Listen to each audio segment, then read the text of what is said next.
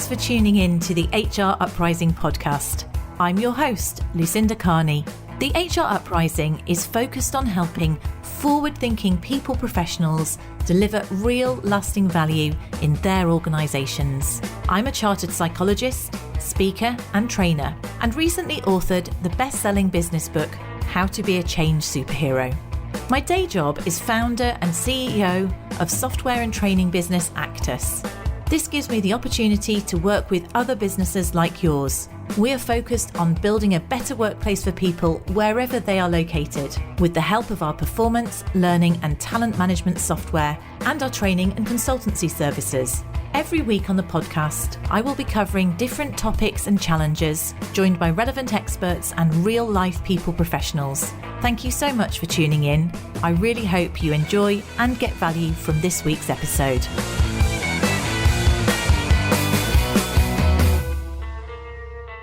Hello and welcome to this week's HR Uprising podcast.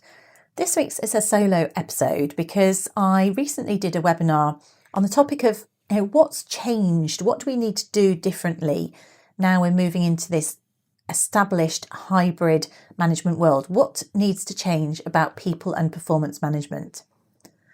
And I was reflecting really on the fact that we've been through the pre-pandemic approach, we've then had a pandemic approach, or those businesses that have done it well have had a pandemic approach. And now we need maybe a hybrid approach, in fact, in terms of how we manage our people. So the sort of things I'm intending just to touch on in this episode is, what does good people performance management look like in this new hybrid world? What systems and processes can we use or do we need to use to set us up for success? To think about how we can motivate our managers to engage and create that sense of belonging in this new approach, in this new world setting. And how can we fundamentally get that balance between performance and people focus? So if you were to think about the challenges that you've had in a hybrid workplace, over the last 2 years, I've done numerous podcasts and episodes on performance management. And certainly the focus or the challenges I've heard people talk about have changed. And I think they've changed again. So the sort of challenges that people were saying when I ran this recently, they were saying it's still challenging because people feel that if they can't see people, they don't know that they're performing. I mean, when you think about it, it's ludicrous. Like if you can't physically, seeing somebody in an office doesn't mean that they are performing. But there's still that mindset that out of sight means people are not working. But equally, one of the reasons that people have this problem is because they don't know how still to establish clear goals, outputs, and manage people against those. Why is that? That's because many managers lack the skill to agree those kind of output-based objectives, or they lack the confidence to manage people effectively against them, or maybe even the inclination.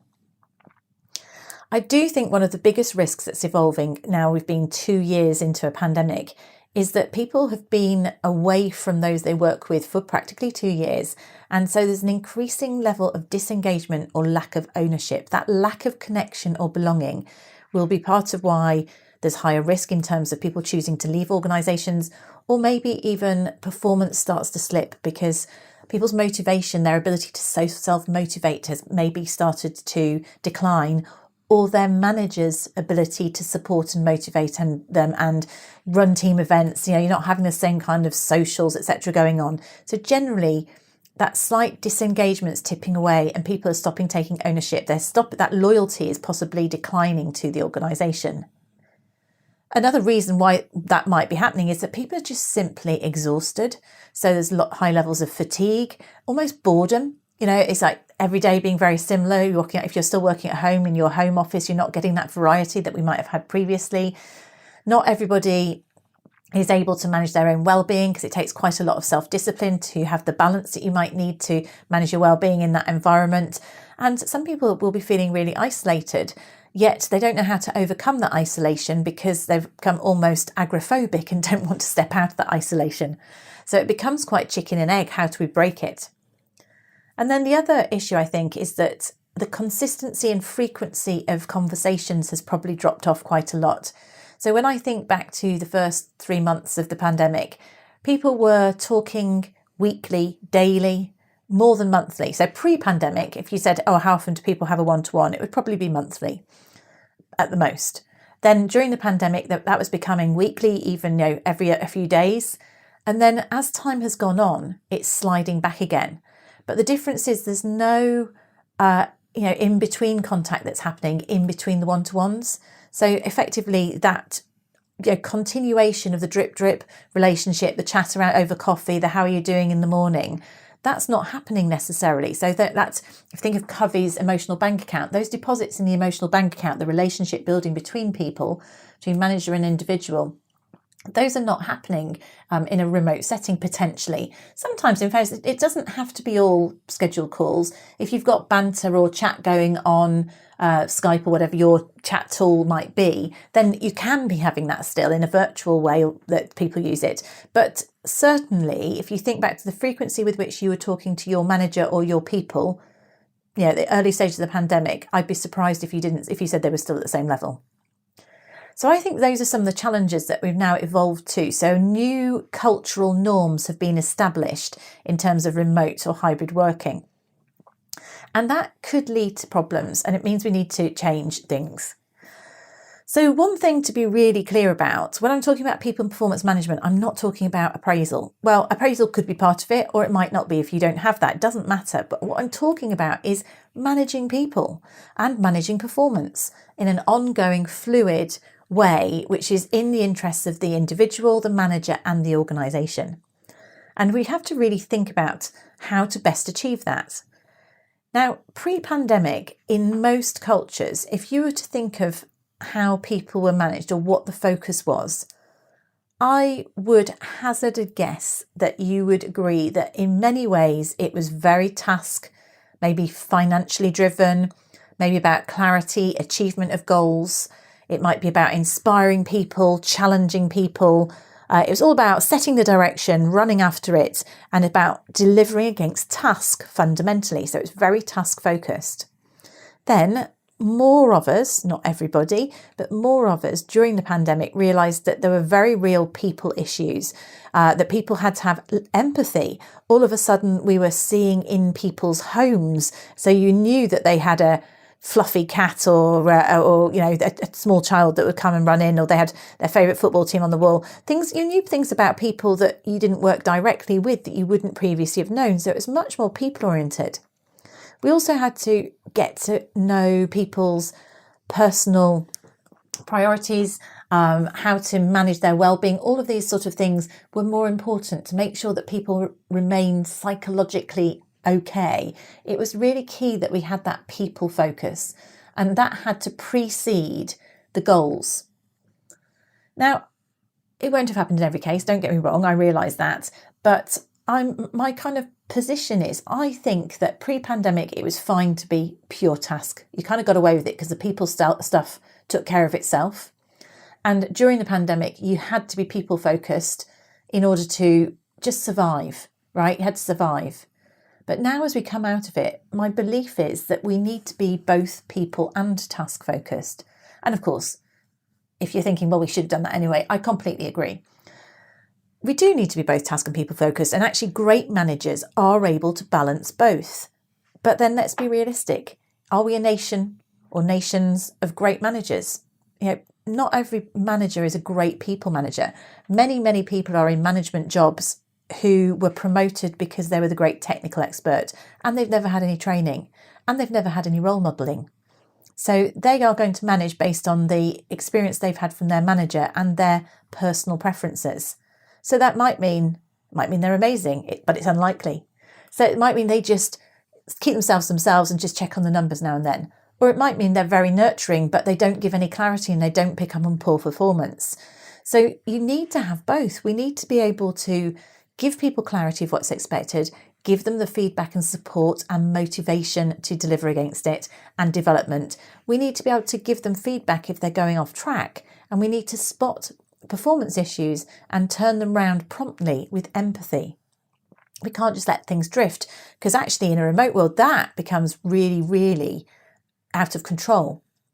So how can we do that? Because the main question is, do we have the processes and the managers, or the manager's skill, to achieve this.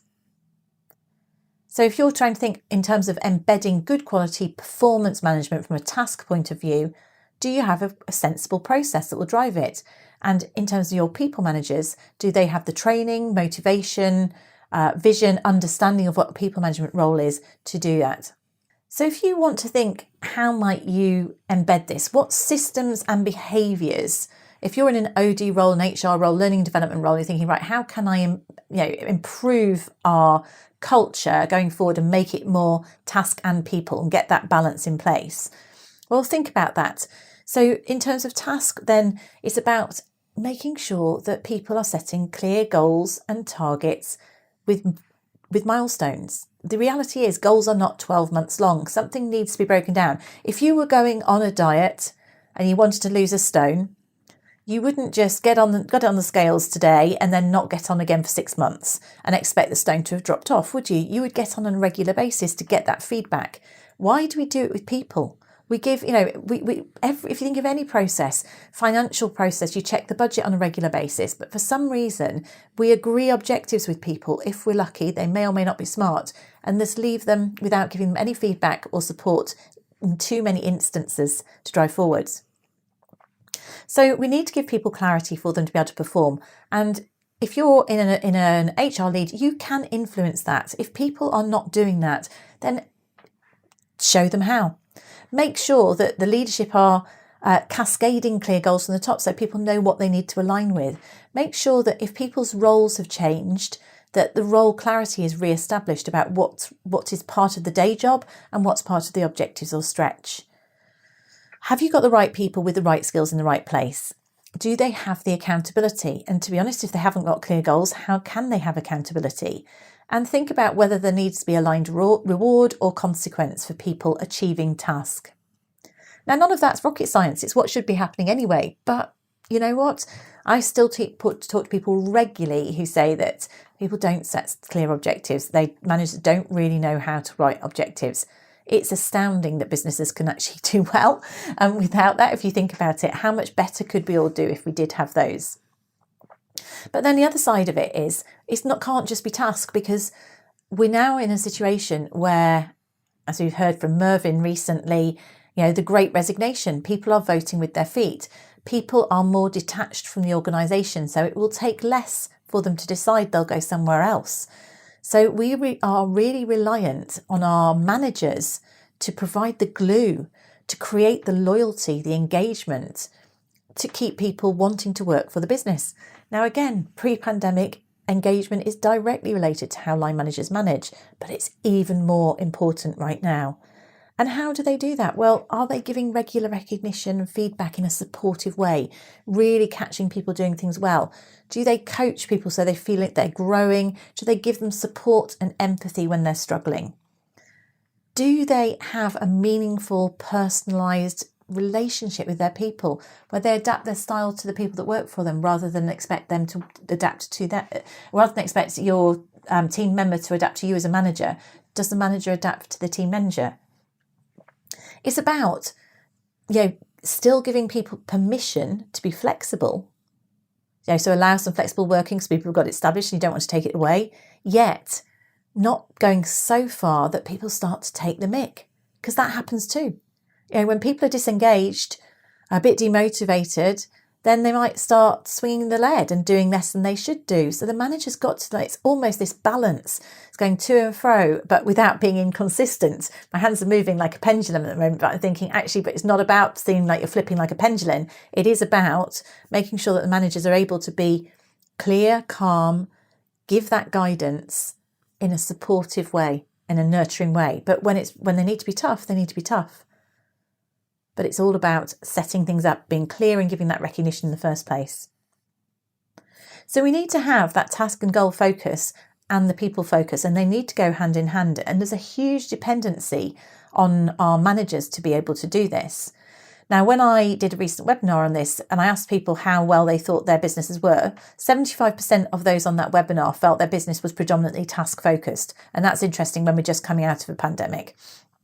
And in terms of when they rated their culture out of 10 as to how good they were at each of them, most gave 5 or 6 out of 10 for both. So everyone on that particular webinar felt that their particular cultural organisation could do some more in these areas. So if you do think you need to do more in people or task, what sort of things could you do?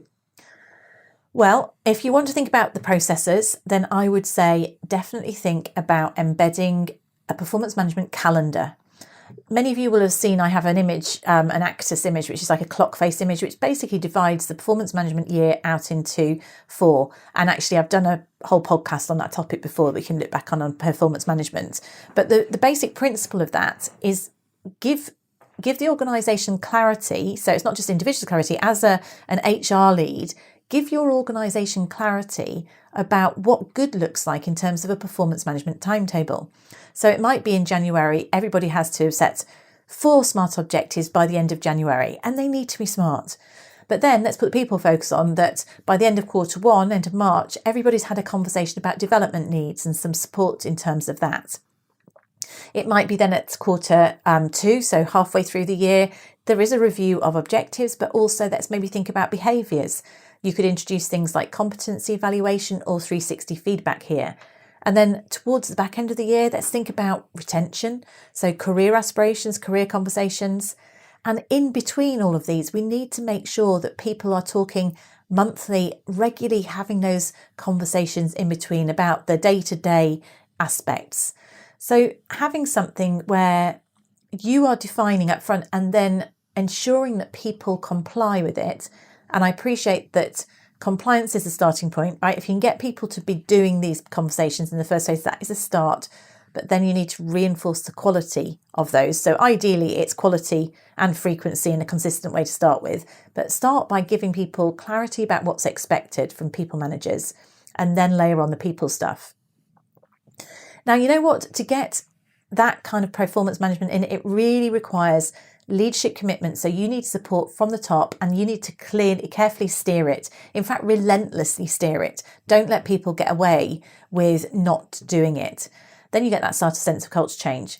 It also requires your managers to be courageous, focused, and committed to delivering. You need to ensure that they know what's expected of them, and there are consequences if they don't do that. But you also give them the skills and confidence. So if they don't know how to write SMART objectives, show them how to. If they don't know how to pick up a performance issue, nip something in the bud, if they've never been trained in it, give them the training. You know, it's hardly surprising. So really just focus on those basics. We need to have those basics being done to a high quality.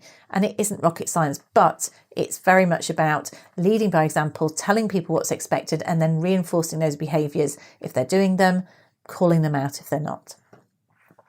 But we need to do all of this with our people focus. So the question here is then, do your managers have the inclination and skill to adapt their style to meet the needs of the individual? So if I'm somebody who's really only motivated by task, I'm really not bothered. I was an individual contributor and I've taken on a team of people, and I'd much rather just be doing my own job. I just don't want the management hassle. There is something there which I've always felt is quite a key one, is maybe have a management amnesty, so you don't get people who are in people roles who completely lack the people gene. So ideally get people who at least managers who at least slightly like people into the jobs and find other things for others to do. But then it's really about making sure that if they've got the inclination, they've also got the skill. So are they giving that regular recognition? Have they got the tools to recognise? Do they have the tools to develop people? Do they have the skills to coach and nurture? Because what you want them to do, they are key to engendering loyalty and a sense of belonging in your organisation, which is absolutely vital. But that just doesn't happen that easily. So you need to have people who actually value the people aspect of the role. What makes someone value the people aspect of the role? Well, it's somebody who is predominantly people motivated in the first place. And it also requires the organisation to place value and to emphasise the value of the time spent on people management. If your boss's boss is always pulling you off to sell the next XYZ, or to pulling you off development or training, or pulling you out of a one-to-one in order to do something which is delivering the number, then that basically devalues the people management piece, which is indirectly affecting the number. Actually, people management is affecting a number of people to do the job, isn't it, rather than one. So it's quite short-sighted when we pull people off things. So it really means that the organisation needs to prioritise and recognise the time spent on people management. 15 years ago, I think it was, or however long ago it was when I worked in a large blue chip, we actually put in place a management charter and also set everybody who was a people manager an objective to deliver the activities around a people management charter. And what that did was it gave management people getting results through others, it put it on a bit of a pedestal. It just gave it the step up rather than it being a second order task, secondary to anything else to do with delivering the number or delivering process. It put it up as an equal priority. And that's what we need to do. We need to get people to see that that is an equal priority. You'd say the same about learning, actually, for lots of people, giving people the time to do that. Okay, so those were my thoughts really in terms of this. I've talked about the people and performance management clock face that you can look at, and I have got some slides. I'll put a link in the show notes to this webinar that I ran if you want to see some visuals attached to this. But fundamentally, I'm saying that I think we need to find a way now more than ever before to bring together task and people focus, to make sure that the managers are supported and our culture actually supports both. And practical things that you could do to try and achieve that, I'd say, get commitment from the top, help them realise the importance of it. Many senior teams have the blinkers on about the importance of people management and may just look after numbers. So, maybe look at a balanced scorecard or something where you get much more of a balanced approach. If you haven't already, be brave, define, gain agreement to, and relentlessly embed a clear people and performance management process. And to be honest, it's got to have more than 2 touch points in it, definitely more than 1. So incorporate check-ins, one-to-ones in it. It needs to be talking to people regularly and consistently. That's the key. We can't just have people being left in isolation and no one having the conversation. I think it's a very important time to train our managers. Give them self-awareness, give people the opportunity to have maybe feedback, 360 feedback. I'm going to do topics on that soon. That's really valuable, where you can have one-to-one development and individuals will get feedback from others as to how they are perceived in relation to their role. And particularly when we're working virtually, very useful to get that sense of how we're coming over in this environment. And think about how you could make sure that in your culture, people management activities and time spent on them is seen as a priority. So those are my thoughts. Really interested. Do if any of you as you're listening, I know I say on the links, join the LinkedIn group. Let me know what you think. Does this make sense to you? Is it what you're doing anyway? Lots of stuff. Common sense isn't all that common, let's face it. So I'm not saying this is anything brand new, but it just really struck me. And actually this struck me because of some challenges I've had in my own business, where, I've had someone who perhaps had been a performer for a long time who's kind of gone off the boil.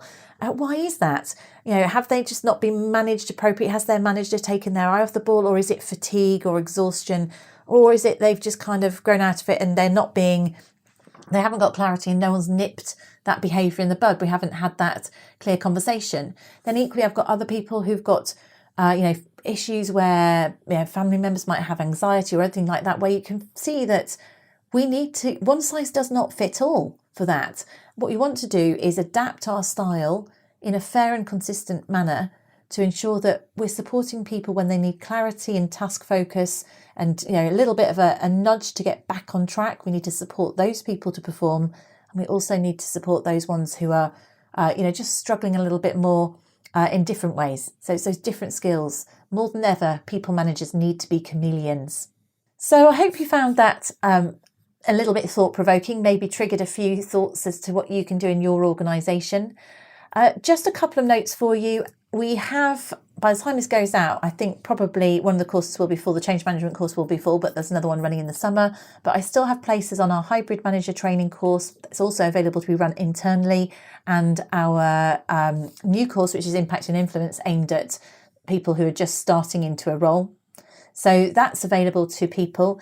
And the other thing, very exciting, in February, we've just launched our brand new 360 Go product. So the the whole sense of wanting to get feedback is greater at the moment. We're not seeing people all the time. So how can we give people that objective feedback and development? And 360, as long as it's managed really well, is a really strong tool for that. Now, we know that lots of people don't have the systems or maybe don't even know how to do it. They don't have the questionnaires. So our 360 Now tool is basically off-the-shelf 360. It's affordable, it's ready to go, just get up and running. We've got 6 ready-to-go templates, really simple manual, just like how to get up and running. So it's just off-the-shelf 360. If you want training and guidance, that's always available anyway. And you can actually use that to bring people on in your organisation, maybe to bring more of that people focus. The people and performance focus. So if you want to know more about either of those, again, I'll put links in the show notes to 360 Now because that's new. It's hruprising.com, and do go there or to the Actus website to find anything else. Thank you for listening. I really hope you found this week's episode useful and enjoyable. If you did, perhaps you could recommend us to a friend or colleague, or give us a review on your platform of choice. It really helps new listeners to find us. Now, you can access links to any of the information mentioned in this show via the website www.hruprising.com. Further free resources are also available at www.actus.co.uk. There you can also find out more about our software and training solutions. Finally, why not join our LinkedIn group, the HR Uprising, to share ideas and collaborate with other like-minded people professionals. Thank you for listening to the HR Uprising podcast.